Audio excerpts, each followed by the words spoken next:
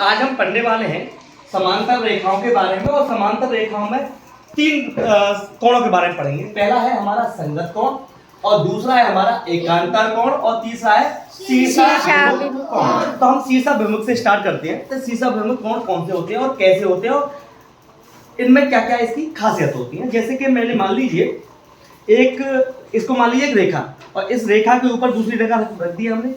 अब मैं इसको थोड़ा सा घुमाऊंगा। क्या करूंगा? घुमाऊंगा। मान लीजिए मैंने इसको ऐसे घुमाया है, और घुमाने के बाद आप जब इधर से इसको देखोगे तो जीरो से हम कहाँ पहुंच गए? कहाँ पहुंच गए जीरो से? देखो जरा, जीरो से हम कहाँ तक पहुंच गए? 60 तक। यहाँ से जीरो से 60 तक, मतलब यहाँ से लेके यहाँ तक कोण हमारा कितने का बनना है? 60। अब यही काम ये वाली रेखा के बारे में बात करें तो अब यहाँ से देखेंगे और यहाँ से जीरो चलेंगे, और बताओ ये कितना कोण बना रहा है? 60। तो देखो 10, 20, 30, 40, 50, 60। तो आपने देखा कि जितना ये कोण था उतना ही ये कोण था। तो हम ये मान सकते हैं जब ये सामने सामने कोण बराबर है तो ये भी हमारा बराबर ही होगा। Yes sir. ठीक है। तो जो ये आमने सामने के जो कोण होते हैं इनको हम कहते हैं शीर्षाभिमुख कोण। क्या कहते हैं इसको? शीर्षाभिमुख कोण। ठीक है। और इनकी जो मान होते हैं वो कैसे होते हैं? समान। तो ये आमने सामने हमने प्रैक्टिकल भी करके देखा, ये समान होते हैं। दूसरी चीज है बच्चों, दूसरी चीज हम पढ़ने वाले हैं संगत कोण। संगत आपने संगत सब समझा होगा। संगत किसे कहते हैं? संगत मतलब जो हम जैसा होगा वो भी तो हमारी संगत में रहेगा, है ना? तो मान लीजिए जिस मैंने दो रेखाएं समांतर रेखाएं ली हैं। दो कैसी रेखा ली हैं? समांतर। समांतर का मतलब इन दोनों के बीच में ये एक रेखा ये है और एक रेखा ये है। इन दोनों के बीच में जो दूरी है वो कैसी है? समान। तो यहाँ पे आप देखेंगे जी, यहाँ पे ये 13 का ही बना रहा है और इधर साइड में भी ये 13 है। मैंने इसके लिए एक पैमाना लगा रखा है।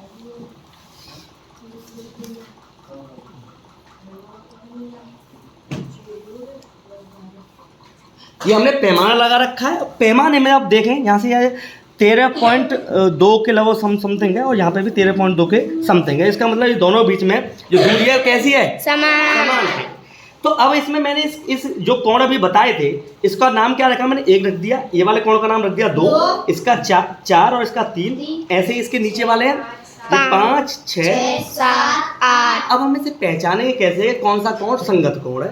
मैं इस वाली रेखा को मान लीजिए इसके ऊपर ले आऊँ, इसके ऊपर ले आऊँ। जब मैं इस वाली रेखा को इसके ऊपर ले आऊंगा तो क्या होगा कि 5 के ऊपर कौन आएगा? 1, और 2 के ऊपर क्या आएगा? 6, और 4 के ऊपर 8, और 3 के ऊपर 7। तो ये जो हमने यहाँ से देखा कि 1 के ऊपर आएगा 5, इसका मतलब 1 का संगत कोण होगा 5, और 2 का संगत कोण 6, और 4 का संगत कोण 8, ऐसे ही 3 का संगत कोण 7। अब उसके बाद आते हैं हमारे एकांतर कोण। एकांतर कोण कौन से कोण होते हैं? एकांतर कोण होते हैं 2 प्रकार के। बाह्य कोण होता है, अंतः कोण होता है। एक बाह्य कोण होता है, अंतः कोण। एक बाह्य कोण होता है, एक अंतर कोण होता है। बाह्य का मतलब होता है बाहर के। बाह्य का मतलब क्या होता है? बाहर के। और अंतर मतलब अंदर के।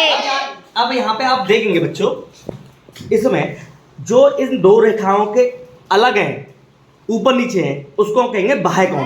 कौन से? बाह्य कोण। और इन दो रेखाओं के बीच में जो कोण है वो अंतः कोण। तो देखो इन दो रेखाओं के बीच में कौन से कोण है बताइए जरा? 4, 3, 6, 5। तो ये अंदर आ रहे हैं, और बाकी ये 1, 2, 7, 8 और 7, ठीक है, ये अंदर आ रहे हैं। ठीक है बच्चों। तो अब क्या होगा? एकांतर का कोण। अंतः एकांतर कोण हम कैसे पहचानेंगे? आप इसको कैंची बना लीजिए। क्या बना लीजिए? कैंची। तो अंतः की बात, अंतः एकांतर कोण गए तो कैंची से देखिए। 3 की कैंची क्या बननी है बताओ? 6। और 4 का एकांतर कोण क्या होगा? ये अंतः होंगे बाहर के होंगे? तो अंतः एकांतर कोण में युग्म क्या बनेंगे? तो 3 का युग्म बन जाएगा 6, और 4 का युग्म बन जाएगा 5। ऐसे ही बाह्य में क्या बनेंगे? 2 का क्या बन जाएगा बच्चों? 7, और 1 का 8। 2 का युग्म 7 बन जाएगा, 1 का बन जाएगा 8। तो आज हमने पढ़ा संगत कोण के बारे में, एकांतर कोण के बारे में, और शीर्षाभिमुख कोण के बारे में। ठीक है, ओके, थैंक यू।